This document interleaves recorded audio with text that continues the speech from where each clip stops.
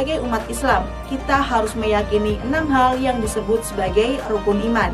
Salah satunya yaitu meyakini adanya Nabi dan Rasul sebagai rukun iman yang keempat.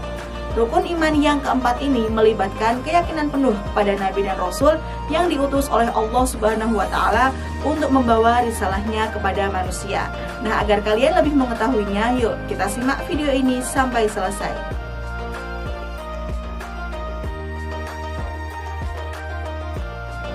Iman adalah keyakinan penuh yang dibenarkan oleh hati, ucapan, dan perbuatan.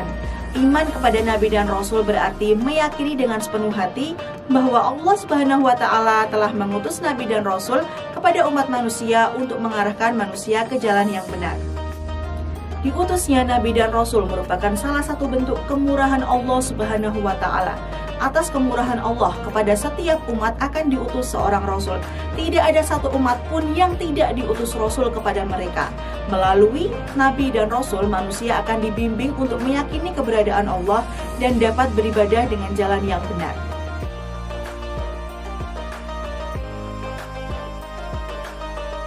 Sekarang kita bahas tentang perbedaan Nabi dan Rasul. Seorang Nabi memiliki dua kesanggupan, yaitu menerima risalah dari Allah Subhanahu wa Ta'ala dan menyampaikannya kepada umat manusia. Seorang Nabi hanya menerima risalah dari Allah Subhanahu wa Ta'ala tanpa harus menyampaikannya kepada umat manusia. Namun, seorang Rasul berkewajiban untuk menyampaikan risalah dari Allah Subhanahu wa Ta'ala kepada manusia.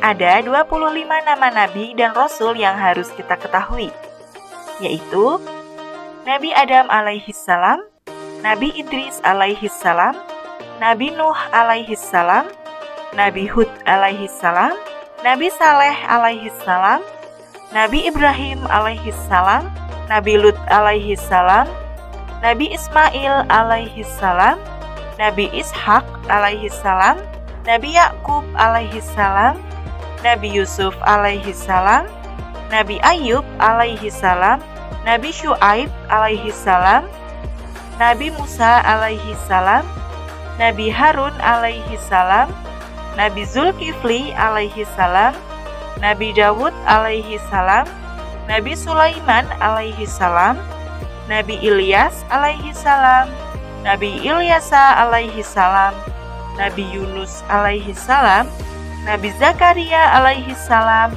Nabi Yahya alaihissalam, Nabi Isa alaihissalam, dan yang terakhir Nabi Muhammad sallallahu alaihi wasallam. Allah Subhanahu wa Ta'ala membedakan derajat para nabi dan rasul. Di antara para nabi dan rasul Allah, ada yang memiliki derajat yang disebut dengan ulul azmi. Rasul-rasul ulul azmi berarti rasul-rasul yang memiliki keteguhan hati dalam menghadapi setiap kesulitan dalam menyampaikan tuntunan Allah kepada umatnya. Mereka memiliki kesabaran, ketabahan, dan keteguhan sikap dalam berusaha mencapai tujuan yang telah ditetapkan.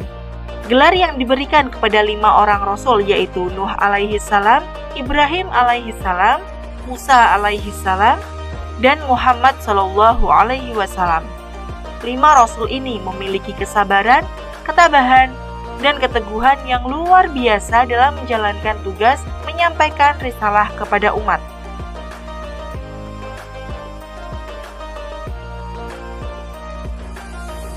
Ada 4 tugas Nabi dan Rasul menurut Quran Surah Al-Ahzab ayat 45. Yang pertama yaitu sebagai saksi bagi umatnya, yang kedua sebagai pembawa kabar gembira, yang ketiga sebagai pemberi peringatan, dan yang terakhir sebagai juru dakwah.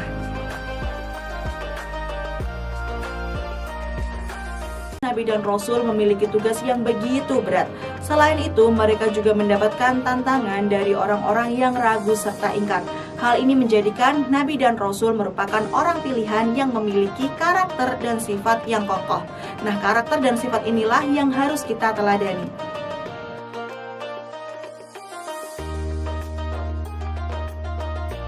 Beriman kepada Nabi dan Rasul Allah diantaranya adalah meyakini sifat-sifat yang ada pada Nabi dan Rasul Allah Subhanahu wa Ta'ala. Sifat-sifat itu dikenal sebagai sifat wajib, mustahil, dan jaiz bagi Nabi dan Rasul. Yang pertama, sifat wajib. Sifat wajib para nabi yaitu sifat yang wajib dimiliki pada diri nabi. Sidik berarti benar atau jujur, amanah berarti dapat dipercaya, tablik berarti menyampaikan, dan fatonah berarti cerdas. Yang kedua yaitu sifat jais. Jais artinya boleh. Nabi dan Rasul adalah manusia yang memiliki sifat jais sebagaimana manusia biasa. Sifat jais para nabi antara lain makan, minum, tidur, mengantuk, sedih, gembira, sakit, dan masih banyak lagi. Yang ketiga, sifat mustahil. Sifat mustahil yaitu sifat yang tidak mungkin ada pada nabi atau lawan dari sifat wajib. Seperti kizib yang artinya dusta, khianat yang artinya tidak dapat dipercaya, kitman artinya menyembunyikan, dan baladah artinya bodoh. Sekarang kita simak kisah keteladanan dari Nabi Muhammad SAW yang memiliki sifat wajib bagi Nabi dan Rasul yaitu sifat amanah. Kalian simak cerita ini dengan baik ya. Rasulullah SAW yang begitu amanah tergambar dalam suatu peristiwa di mana beliau dipercayai sebagai orang yang mampu menjaga barang titipan atau harta berharga bagi siapapun yang menitipkan kepadanya, termasuk orang-orang kafir yang diketahui begitu membenci Rasulullah SAW. Orang-orang kafir di Makkah menentang Rasulullah, mengingkari beliau, hingga sepakat untuk membunuh beliau. Namun ketika mereka memiliki harta yang berharga, mereka tak mendapatkan tempat yang mereka percaya untuk menitipkan harta mereka, sebagaimana Rasulullah SAW. Mereka mempercayai Rasulullah dalam menjaga harta berharga milik mereka dan tidak dikhianati oleh Rasulullah SAW. Oleh karena itu, sebelum diangkat menjadi Rasul, penduduk Mekah memberi gelar kepada Nabi Muhammad SAW dengan sebutan Al-Amin. Al-Amin artinya dapat dipercaya. Nabi Muhammad SAW diberi gelar Al-Amin karena perilakunya yang bertanggung jawab terhadap tugas yang diembannya.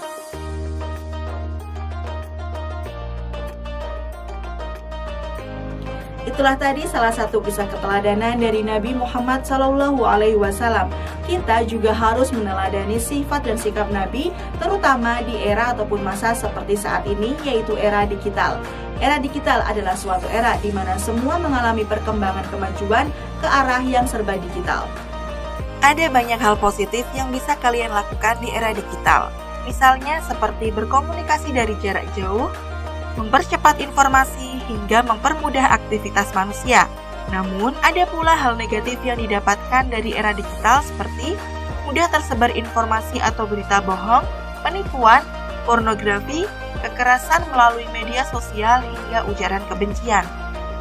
Kondisi tersebut memerlukan inspirasi dan keteladanan agar kalian bisa meraih manfaat positif dari teknologi sekaligus terhindar dari dampak negatifnya.